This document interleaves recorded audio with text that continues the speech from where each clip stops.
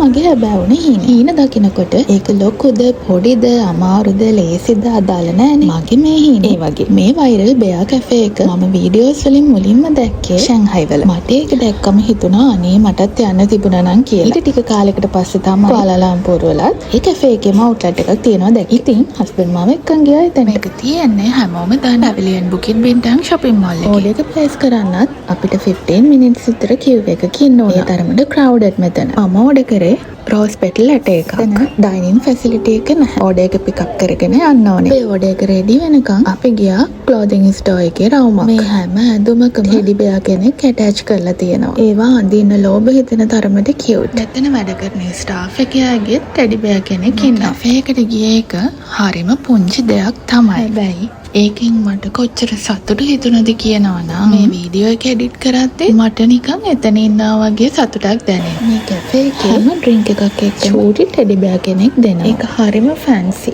Husband නම් කියන්නේ මං වගේ අයව රවට්ටන්න කරන වැඩ කියලා. හැබැයි අවුරුදු 30ක් පැනපු මං ඇතුලේ ඉන්න පුංචි ළමයාව සැටිස්ෆයි කරන්න එයාම මෙතනට එක්කන් ආවා. ඔන්න මගේ කොෆි එකත් රෙඩි. ඒක පේනුම නම් හරිම ලස්සනයි. රෝස් පෙටල්ස් දාලා නිසා හරි ලස්සන ලුක් එකක් තිබුණා. ඊට පස්සේ මගේ කොෆි එකයි එතන ඉන්න ටෙඩි බෙයාස්ලා එක්ක ඇති වෙනකන් ෆොටෝස් ගත්තා. ඒකට නම් මං එච්චර ආසවුනේ නෑ. මොකද රෝස් පෙටල්ස් නිසා. එක්ස්පීරියන්ස් එක මගේ ජීවිතේ හැපි මෙමරි එකක් විදිහට හැමදාම තියෙයි.